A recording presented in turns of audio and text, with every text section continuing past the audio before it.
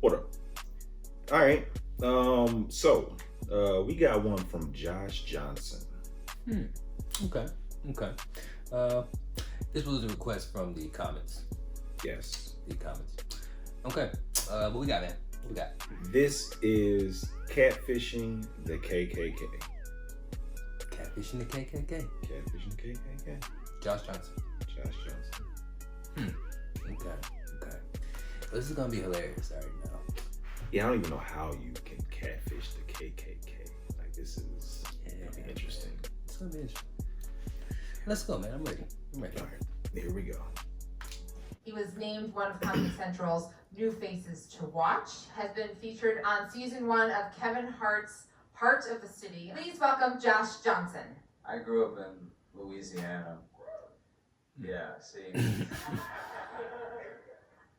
Whenever I do that, some people will woo, but that's for New Orleans, which is the best part. Like, New Orleans to Louisiana is like if you had the most beautiful blue eye, but your whole face was fucked up. Like, that's what it's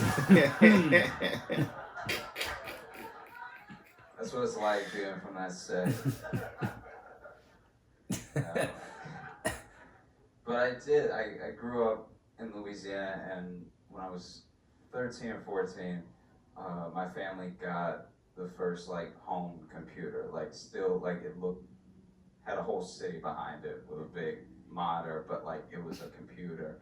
And my mom was really excited because it meant now I could do my homework at home and I wouldn't have to stay at the library for hours, and I was excited for different reasons.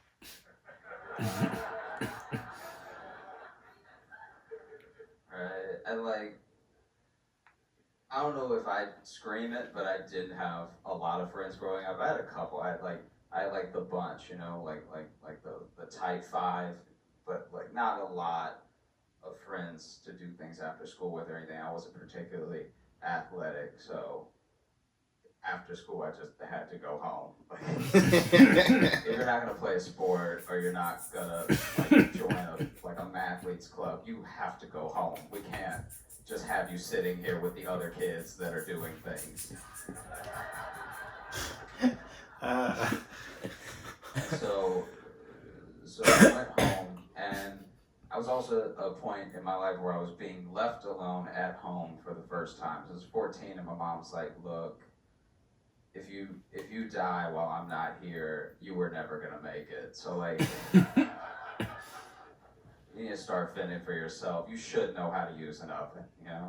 And so I would get home, and I beat my mom home by like 1 or 2 hours, you know. So I was just me at home alone with the computer by myself for like 1 or 2 hours.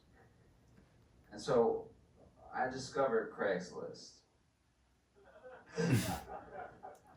And I was so fascinated, like the fact that you could look up all these like misconnections and like favors and like odd jobs and renting apartments. So I would just get home from school every day and just like read Craigslist nonstop, just like every fast, like men seeking women, women seeking men, like every part of Craigslist. I was just like people selling their car, but like trying to give the backstory so they could use words to somehow overshadow the beat up car that they were trying to sell. It was like, there's a lot of history behind it because you don't know this car was the car that like Snoop Dogg rode in the back in once, and he got really sick and threw up. That's why there's that stain there. It's like a Snoop Dogg stain that like no one would have got otherwise. Like you can only get a Snoop Dogg stain in this car.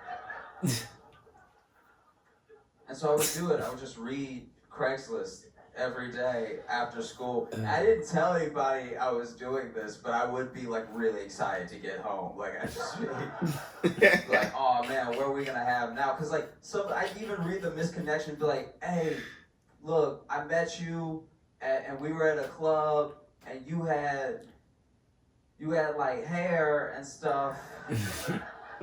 And I remember you had one eyebrow, which is weird they didn't start with you had one eyebrow. You had the thing that most people have and one eyebrow, and we just had a great conversation. I couldn't really hear you, but like I could feel you. And so if you reading this right now, hit me up.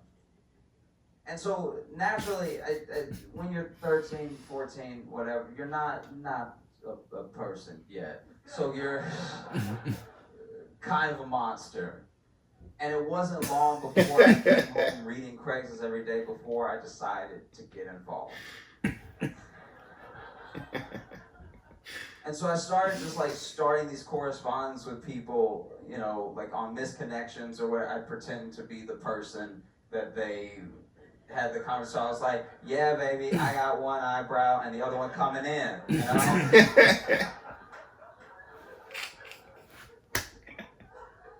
And I was doing it every day for like months. And then some people, I would give myself away by being too into it and they know it wasn't the person, they wouldn't respond. But other people, we get like a long correspondence for a while. And I remember one day I was, you know, sitting at the computer, just really excited to get into it. It was just a Tuesday and I didn't have anything else to do.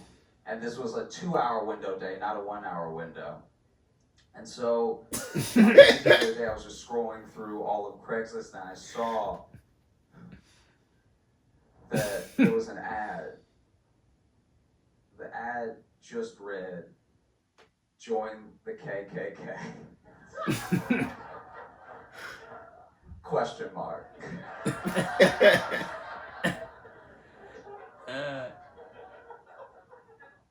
And so naturally I was like, dope.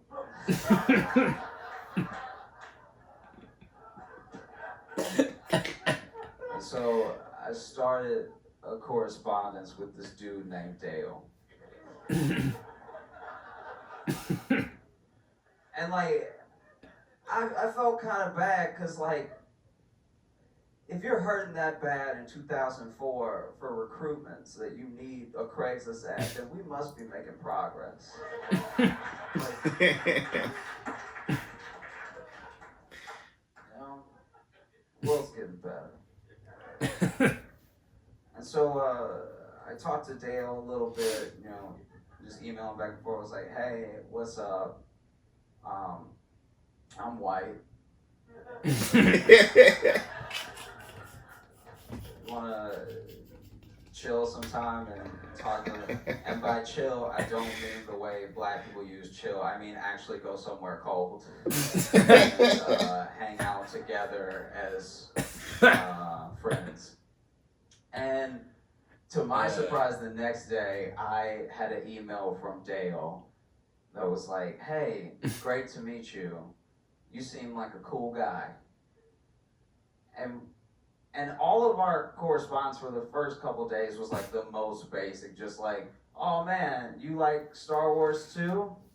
So do I as well. Like I couldn't be natural on the thing. Like I was so nervous every time I typed. But then once we really got like a rapport built up, he was like, we should meet. I want you to meet the brothers. And I was like, that sounds great.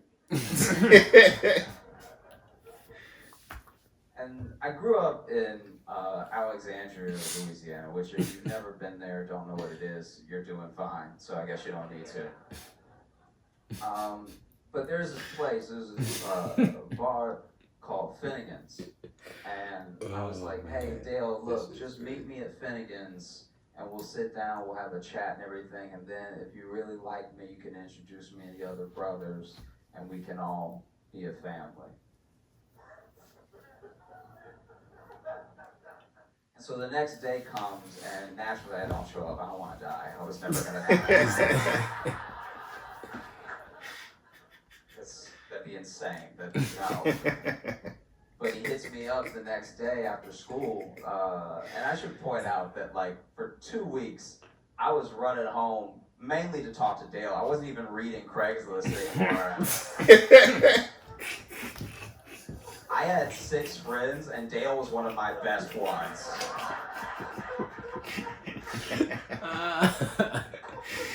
I came home the other day, and he was like, "Hey, I went to Finnegan's and I waited on you, and you didn't come, man. Why would you stand me up like that?" And I was like, "Oh, dude, I'm so sorry." And so I came up with an excuse, and this is like, you know, we're talking 2004. We're talking before like everybody had a cell phone, you know. So it's like some people still, you know, didn't have a cell phone, and they made plans and they went out and they did them, you know.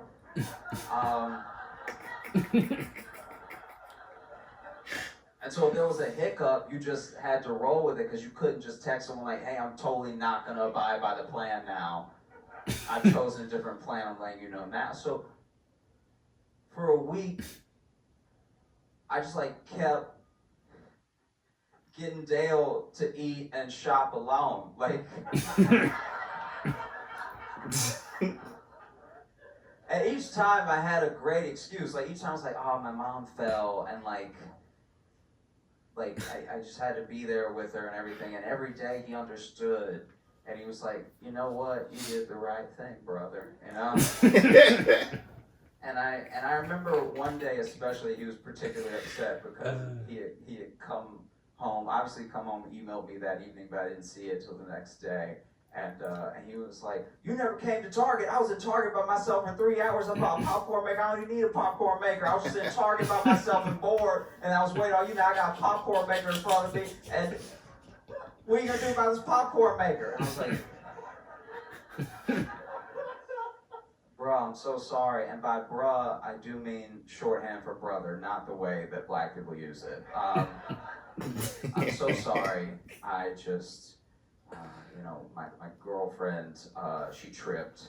And it was always women falling. Like, I'm surprised that he never caught on. Every time it was like, oh yeah, my great aunt just hit a stair. Or like just the worst lies. That's a 14-year-old idiot. And even now, I'm like, what? Like, I was alone with a computer, and I just catfished the Klan. I can't think of anything dumber or more porn would have been better. Porn would have been normal.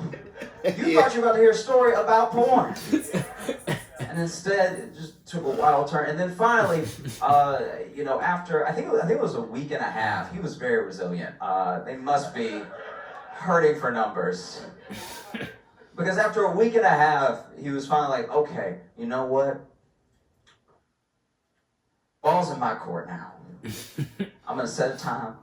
I'm going to set a place. And if you don't come, then don't ever talk to me again. And I was like, fair enough, okay? You've been so patient with me. I really just want to be part of the brotherhood. Just let me know where I need to be. And then he picked Finnegan's again. There's not that many places to go in my town. And naturally, I didn't show up. I didn't hear from him again. And I've noticed this trend online that's kind of disheartening, where like now people are being called racist, but for like nothing. Like actually nothing. Like I'm petty, so I'll read the whole thread. And I finish the entire thread, I'm like, oh, that was it? I don't even think that's a thing, you know? Like, oh, you said this, you tweeted this one thing one time, you must be a racist, or like, you voted this way, you must be a racist. You're a whole racist by a person who doesn't know you. And I'll tell you, as like a black dude that grew up in the South, I don't think you're racist until you go to your second Klan meeting, all right? Like, look.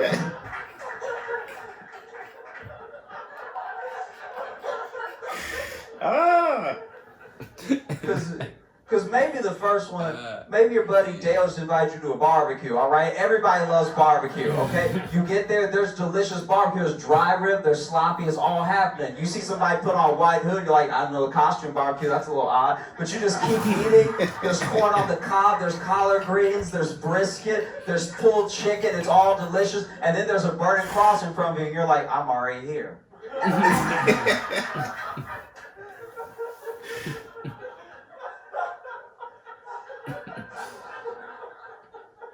I say this because it happened to my friend Jordan, okay?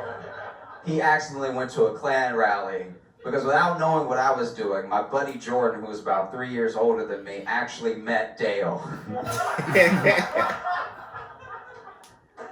And got invited to a barbecue. Turns out Klan rallies don't just start, they ease you in with a barbecue. And he was like, I know what to do, I ate all the food, I can't miss the meeting.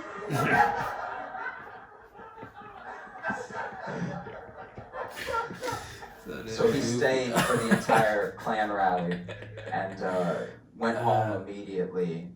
Called me, I came over, we talked about it. Turns out a Klan rally is exactly what a Klan rally is like. There were no spoilers. But just past his head in the kitchen, I could see a to-go plate.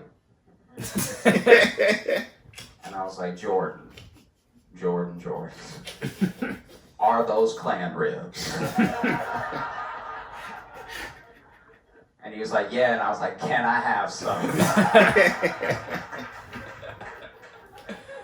And it hurts me as a black dude that grew up in the South to say that the Klan makes the best ribs. I don't know what they're doing. I don't know what kind of rub that is. Who would have known that you can't taste racism? It's delicious. Okay? It was to the point where I was like, I think you need to join. I need these every Sunday. These are amazing. Guys, I'm Josh Johnson. Thanks so much.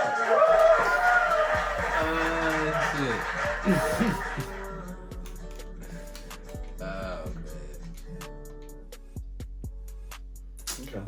Yeah. Nigga's funny. Yeah, man. Looks a little bit crazy. Like, what the, you lucky. Catfishing the KKK. Yeah.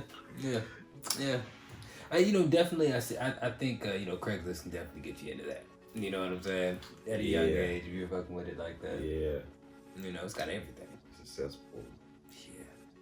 Yeah. Okay. Craigslist. Yeah. But yeah. At 13. Mm-hmm. Damn, yeah, 13, 14, I was into porn, heavy. I was not thinking about Craigslist or any other. Buying some shoes, you know what I'm saying? Yeah, man. MySpace, being over girls, you know what I'm saying? All that. Facebook. Yeah. Okay. Yeah, man. Niggas, I haven't seen him like No, I haven't. this is our first time reacting to Josh. This is my first time. Yeah, my first time. I don't know too much about the cat, but he's funny, man. Definitely funny. Oh yeah. He's got like a whole like Doug Sampo type of vibe, you know what I mean? Yeah. Yeah. Yeah. You know what I mean? Yeah. Definitely.